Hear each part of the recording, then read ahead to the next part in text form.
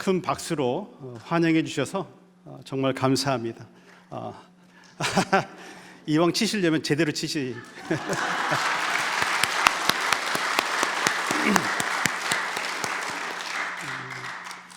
먼저 지구촌교회 창립 49주년을 예수님의 이름으로 축복하며 축하드립니다.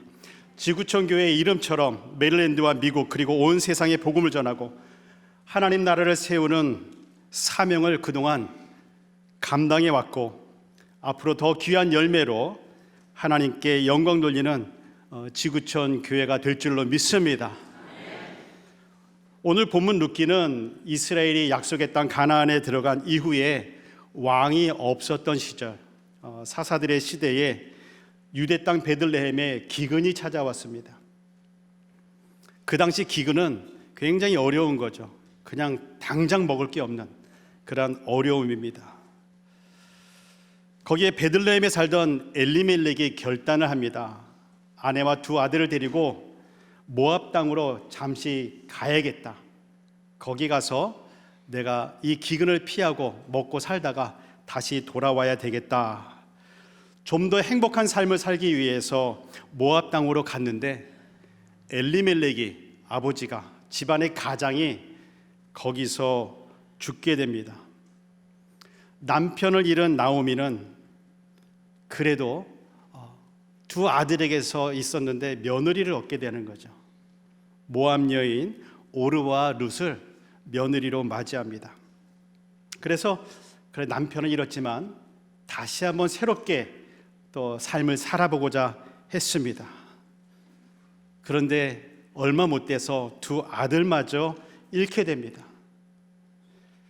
가뭄을 피해서 모압 땅에서 10년 동안 살았는데 남편과 두 아들을 다 잃은 것입니다. 정말 뜻대로 안 되는 것이 인생이라고 했는데 우리 인생 내 것인 줄 알았는데 내가 계획하고 열심히 살면 되는 줄 알았는데 정말 내 뜻대로 안 되는 것이 인생이 맞는 것 같습니다.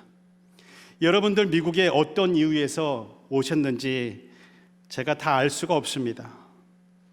그러나 미국에 죽으려고 망하려고 내 인생 한번 망쳐보자 하고 오신 분은 아마 한 분도 없을 것입니다. 언어도 불편하고 삶의 방식도 다른 미국에 살아서 적응이 될 줄 알았는데 여전히 적응되지 않는 그러한 삶을 살아야 하는데 그럼에도 미국에 온 이유는 잘 살고 싶어서 행복한 삶을 위해서 좀 더 나은 미래를 위해서 우리의 자녀들에게 더 좋은 세상을 살게 하기 위해서 미국에 왔는데 여러분 어떠신가요? 저도 어느새 미국에 산 지가 30년이 되었습니다. 나오미의 심정을 제가 아주 조금 이해할 수 있을까요? 없을까요? 네. 역시 뭔가 통하는 것 같아요. 우리가 조금 이해할 수 있죠. 말을 안 해서 그렇지 이민 생활을 내가 글로 쓰자면 여러분 시리즈가 나오지 않겠습니까? 나오미가 어려움 속에 있을 때 하나님께서 유대 땅을 돌아보셨다는 소식이 들려옵니다. 그래, 여기에 소망도 없고 이렇게 사느니 다시 고향으로 돌아가야 되겠다 결심을 합니다. 10년을 여기서 살았지만 남편 잃고 두 아들 잃고 자녀들 결혼해서 손주들이 있으면 좋은데 손주들도 하나도 없고 3명의 여인만 남았습니다. 돈이라도 좀 있으면 좋은데 살다가 갑자기 남편이 세상을 떠나면 아내분들이 그렇게 운다 그래요. 남편이 돌아가셔서 우는 게 아니라 나 이제 어떻게 사나 나 뭐 먹고 살지? 누가 못지 일해주지? 이거 집안일은 누가 돌보지? 이 여인들 가만히 보니까 너무나 가난하고 힘들고 어려워서 인생의 답이 보이지 않는다는 말이 마치 이 여인들을 두고 하는 말 같습니다. 나오미의 가정을 바라보면서 어떤 사람들은 이들은 하나님을 잘 믿는 복받은 사람들이야 라고 말하는 사람이 몇 명이 있을까요?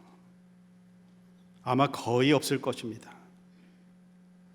하나님이 없거나 아니면 저 사람들의 믿음 생활이 제대로 살지 않았기 때문일 거야. 유대 땅에 풍년이 들었다는 소식을 듣고 고향으로 가기로 결심하고 고향으로 갑니다. 가는 길에 나오미가 아무리 생각해도 안 되겠다. 이 며느리들은 유대 땅에 가봐야 이방 여인이기 때문에 무시당할 수 있습니다. 천대받을 수 있습니다. 재산도 없는데 아무래도 너희들은 너희 집으로 돌아가면 좋겠다. 며느리 데려가면 누가 삶이 편해요? 시어머님 편할 수 있어요. 나는 편할 수 있어. 그러나 너희를 내가 딸처럼 생각하는데 너희들이 그렇게 고생하면 나는 마음이 편하지 않을 것 같아. 너희들 사랑하는 너희 부모님에게 돌아가라. 너희 집안으로 돌아가서 너희가 남은 여생이라도 나처럼 살지 말고 너희들은 행복했으면 좋겠다. 그렇게 이야기를 합니다. 그러면서 이렇게 얘기해요. 1장 13절에 여호와의 손이 나를 치셨으므로 나는 너희로 말미암아 더욱 마음이 아프다. 나오미는 며느리들에게 너희 집으로 너희 부모에게로 돌아가서 사랑받고 행복하게 살아라. 나는 하나님께 벌받은 사람이야. 괜히 내 옆에 있으면 불똥 튀어. 너희들도 복이 흘러가야 되는데 나는 내가 살아온 내 인생 보니까 그 전에 살던 삶이나 모압에서 살던 삶이나 나는 이게 다야.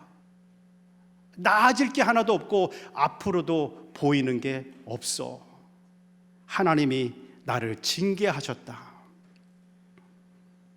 그러니 너희들 어떻게 나와 함께 갈 수 있겠니? 너희들은 돌아가라. 나에게는 소망이 없다. 사랑하는 딸들아, 너희들은 돌아가라. 나오미는 며느리를 정말 딸처럼 사랑했습니다. 오르반은 시어머니의 간청대로 울면서 부모님의 집으로 돌아갔지만 룻은 시어머니의 말씀을 어겨가면서 함께 가겠다고 고집을 피웁니다. 여러분, 성경 중에서 우리 시어머니들이 가장 좋아하는 성경책이 있어요. 어떤 성경책일까요? 룻기. 역시 똑똑해요. 은혜가 충만합니다. 시어머니들이 너무나 사랑하는 성경책, 나의 사랑하는 책 룻기. 모든 시어머니들은 룻과 같은 며느리를 원합니다. 저에게는 딸 둘이 있고 아들이 있는데 셋 다 아직 시집도 못 가고 아직 못 갔다는 표현 아니고 아직 큰애가 29, 둘째가 27, 막내가 25인데 좀 기도하면서 배우자를 찾고 있습니다. 근데 막내 아들이 있는데 저도 동일한 마음이에요. 룻과 같은 그런 며느리 봤으면 얼마나 좋을까. 룻은 정말 심성이 고운 여인 맞는 것 같아요. 마음이 너무 고운 사람인 것 같아요.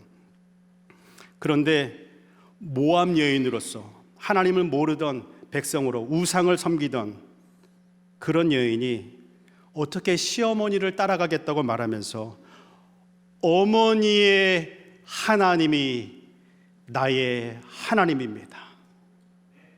어떻게 이렇게 고백할 수 있었을까?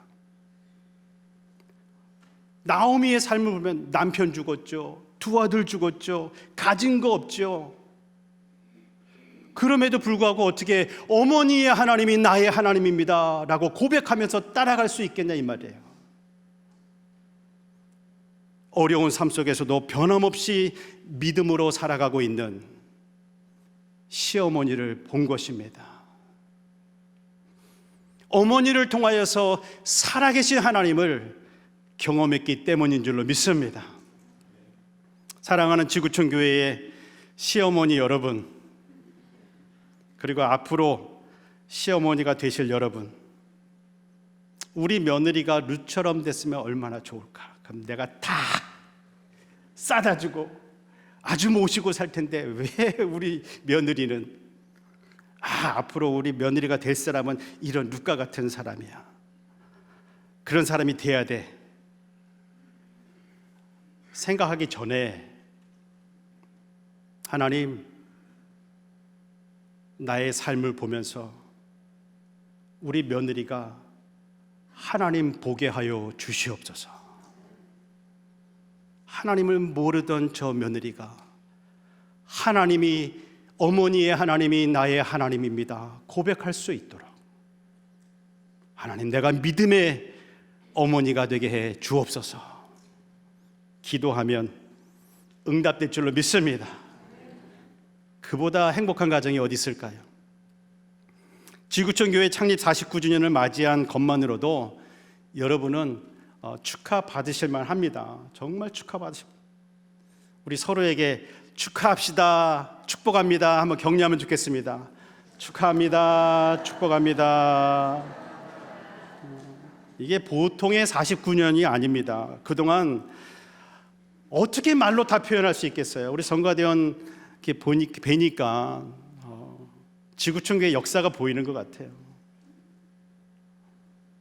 기도 없이, 눈물 없이, 희생 없이 하고 싶은 말 꼭 참아가면서 내 속은 터질지언정 하나님의 영광 가리지 않기 위해서 울며 기도한 결과가 그래도 모여서 하나님 앞에 49년을 감사할 수 있게 된 줄로 믿습니다. 근데 가만히 돌아보면요, 찬란한 역사만 있습니까? 가슴 아픈 역사도 있잖아요.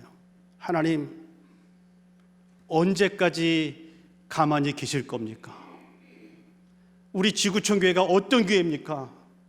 과거에 그러한 화려한 영광의 날들이 있었는데, 아니 더 좋아져야지. 하나님, 왜 이렇게 하십니까? 가슴 치면서 답답한 모습이 있으면서 예전의 것을 생각하면요, 괜히 더 초라해지고 이대로 그냥 내가 죽는 거 아닌가, 이게 다가 아닌가, 그런 생각이 들 수도 있습니다. 저도 하나님께 순종하면서 믿음을 지킨다고 했는데 제 생각에, 제 기대에 미치지 못할 만큼 하나님이 안 해주시는 거예요. 그러니까 어때요? 제 마음이 낙심이 됩니다. 지금부터 한 10년 전 정도 된 지난 일인데, 그때 이제 집 렌트해서 살고 있는데 렌트비가 계속 렌트비는 올라가잖아요. 계속 올라가는 거예요. 경제적인 수입은 똑같은데 렌트비는 올라가니까 저절로 가난해지는 거죠. 점점 어려워집니다. 그 당시에 뭐 집을 살라 그러면은 20% 다운페이를 해야 된다고 늘 생각하고 있었는데 뭐 그런 돈이 없죠. 그러다가 어떤 분이 목사님 3.5%만 다운해도요 집을 살 수 있대요. 진짜예요? 그러면은 내가 집을 사면 렌트비보다 적게 내면서 내 집 갖게 됐네. 야, 그러면 요 정도 가격이면 이건 뭐 페이먼트도 할 수 있겠는데. 그런데요, 살려고 하는데 그 3.5% 다운페이 할 돈이 없는 거예요. 순간 하나님 앞에 화가 났습니다. 하나님, 큰 교회 소개받고 갈 수 있었는데 기도하면서 그거 내려놓고, 한국으로 갈 수 있었던 기회도 기도하면서 내려놓고, 어떻게 해서든지 하나님의 뜻에 순종하려고 몸부림치고 발버둥치면서 여기까지 왔는데 그 순종의 결과가 이겁니까? 그깟 돈 내가 벌면 못 벌 것 같습니까? 조금 벌어봤어요. 왜냐하면 그 당시에 제가 지금도 사역을 하고 있지만 저희는 발렌티어로 목사님, 선교사님들에게 가서 말씀을 전하는 사역을 합니다. 그래서 캐나다하고 북미하고 중남미에서 한 30여 개의 목사님, 선교사님 그룹이 있는데, 그럼 찾아가서 2박 3일 동안 한 성경을 가르치고 오는 거예요. 제가 11월 마지막 주에는 또 과테말라 가서 또 선교사님들에게 말씀을 또 전해드리고 이렇게 와야 되는데, 그런 사역을 하면 돈이 필요하잖아요. 그래서 성경이 모자랄 때는 제가 뭐 일도 해서 할때 돈을 좀 벌어봤어요. 재밌더라고요. 벌겠더라고. 그 생각이 번쩍 나면서, 그까지 또 하나님, 내가 벌려면 뭐 못 벌 것 같습니까? 안 도와주셔도 돼요. 큰 소리 빵 치고 한 2, 3일 된 다음에 대상포진으로 팍 쓰러졌어요. 아니, 쓰러졌는데 왜 웃어요? 나는 아픈데. 근데 대상포진이 머리하고 눈으로 왔어요. 이 머리로 30초, 40초 간격으로 혈관으로 뭐가 지나가는데 견딜 수가 없어요.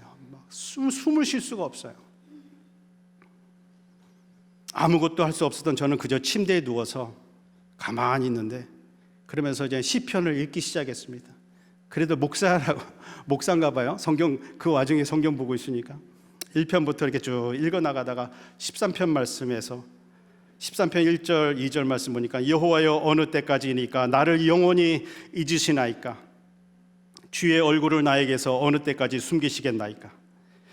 나의 영혼이 번민하고 종일토록 마음에 근심하기를 어느 때까지 하오며, 내 원수가 나를 치며 자랑하기를 어느 때까지 하리이까? 맞아, 다윗의 이 시편이 내 마음이야. 하나님, 도대체 어느 때까지 이러실 것입니까? 정말 이러시면 안 되는 거 아니잖아요. 하나님, 어떻게 나한테 이럴 수 있습니까? 3절과 4절에 여호와 내 하나님이여 나를 생각하사 응답하시고 나의 눈을 밝히소서. 두렵건대 내가 사망의 잠을 잘까 하오며, 두렵건대 나의 원수가 이르기를 내가 그를 이겼다 할까 하오며, 내가 흔들릴 때에 나의 대적들이 기뻐할까 하나이다. 하나님, 내가 요모한 욕굴로 이렇게 살아가는 거 원수들이 얼마나 조롱하겠어요. 거봐, 하나님 말씀에 순종해봐야 뭐 아무것도 없지, 안 되지, 너라고 별 수 있냐? 하나님, 이 조롱 언제까지 내가 견뎌야 되고, 하나님, 내가 언제까지 이걸 참을 수 있겠습니까? 정말 다윗의 마음이 나의 심정이구나. 막 다윗하고 그냥 막 하나가 되는 것 같아요. 다윗. 근데 5절과 6절에 다윗이 이렇게 고백합니다. 나는 오직 주의 사랑을 의지하여 싸우리. 나의 마음은 주의 구원을 기뻐하리이다. 내가 여호와를 찬송하리니 이는 주께서 내게 은덕을 베푸심이로다. 갑자기 다윗이 배신을 때린 거예요. 조금 전까지 그럴 수 있습니까? 뭐 하나님 이럴 수 있습니까? 막 그러더니 그때는 막 하나가 됐는데, 갑자기 뭐 사랑을, 하나님의 사랑과 하나님을 찬양과 막 하나님을 의지하고 기뻐하고 찬양하고, 저는요 찬양이 안 나왔어요. 아니, 어떻게 이 와중에 찬양을 하지? 어떻게 이 와중에 하나님의 사랑을 고백할 수 있지? 저는 굉장히 당황했어요. 믿음이 있는 줄 알았는데 나는 왜 이런 고백을 할 수 없지? 정말 이게 완전히 갑자기 순간, 조금 전까지 붙어 있다가 한순간에 완전 남이 된 것처럼. 그때 제 마음에 하나님의 음성이 들려왔습니다. 너 믿음이 뭔지 아니? 믿음이요? 근데 정말 제 안에 믿음이 없는 것 같아요. 그래서 내 믿음 어디 갔지? 그래서 막 이렇게 막 봤어요. 옷 속을. 내 믿음 어디 갔지? 믿음이 없어요. 그냥 믿음이 없어요. 뭐가 주머니에 지갑이 있었는데 없어진 것처럼 뭐가 있었는데 아예 없는 거예요. 내 믿음. 그런데 이런 말씀이 들려왔어요. 믿음은 방주야. 그런 거예요. 아니, 방주? 왜 방주지? 방주는 바람을 이용해서 갈 수 있는 돛이 없어요. 앞으로 갈 수 있는 노도 없어요. 오른쪽 왼쪽으로 갈 수 있는 키도 없어요. 누가 봐도 그냥 물 위에 떠 있는 거예요. 가라앉진 않지만, 죽진 않지만 그냥 떠 있는 거예요. 누가 봐도 방향도 없고 그냥 흘러가는 거예요. 그 순간에 청운의 꿈을 안고 미국에 유학을 와서 목회한 지 20여 년 동안 내 목회의 인생이 그저 물 위에 둥둥 떠서 목적도 없이 이룬 것도 없이 그저 흘러가는 방주처럼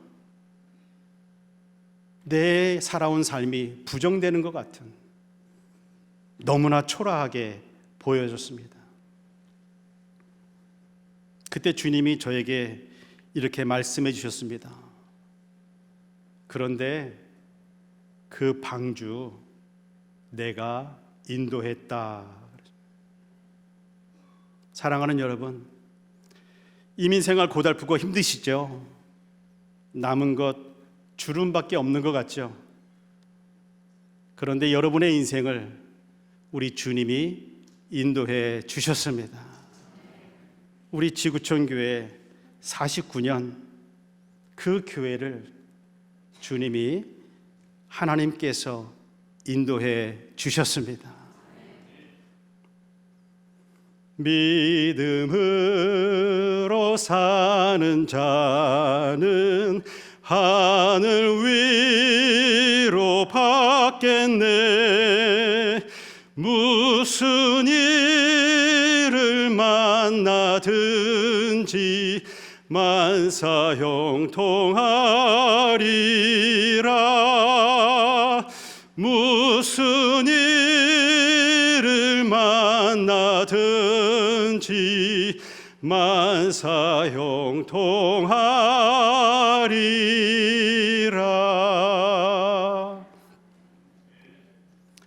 믿음으로 산다는 것은 완전하고 온전하게 산다는 뜻이 아닙니다. 믿음으로 산다는 것은 내가 하나님을 믿고 하나님을 붙잡고 사는 것처럼 보여지는데 그것도 아니에요. 제가 경험했어요. 내가 붙잡으면 되는 줄 알았어요. 근데 그런다고 되지 않더라 이 말입니다. 믿음으로 산다는 것은 나같이 부족한 사람을, 나같이 연약한 사람을 붙잡아 주시고 인도해 주시는 그 하나님을 믿는 것입니다. 어머니의 하나님이 나의 하나님이라고 고백하고 인생을 걸었던 룻을 통해서 그의 중손자가 태어났는데 바로 다윗 왕입니다. 인류를 구원하실 메시아 예수 그리스도가 그를 통하여서 이 땅에 오셨습니다. 룻은 예수님의 왕의 족보, 왕으로 오신 예수님, 마태복음 족보에 기록되어진 5명의 여인 중에 한 명으로 기록되어집니다. 지난 49년 동안 지구촌 교회에 많은 어려움이 있었고 때로는 물 위에 둥둥 떠 있는 목적을 잃어버린 방주처럼 그냥 떠 있는 것처럼 보였을 수도 있지만 하나님의 때에 그 방주를 아라랏산에 정착하게 하셨습니다. 그리고 하나님은 새로운 역사를 써내려가십니다. 사랑하는 지구촌 교회 가족 여러분, 지구촌 교회의 역사뿐 아니라 여러분 한 사람 한 사람의 인생도 하나님의 뜻에 있는 줄로 믿습니다. 믿음으로 하나님을 붙잡았던 룻과 같이 믿음으로 세워져가는 지구촌 교회 여러분 되시기를 예수님의 이름으로 축원합니다.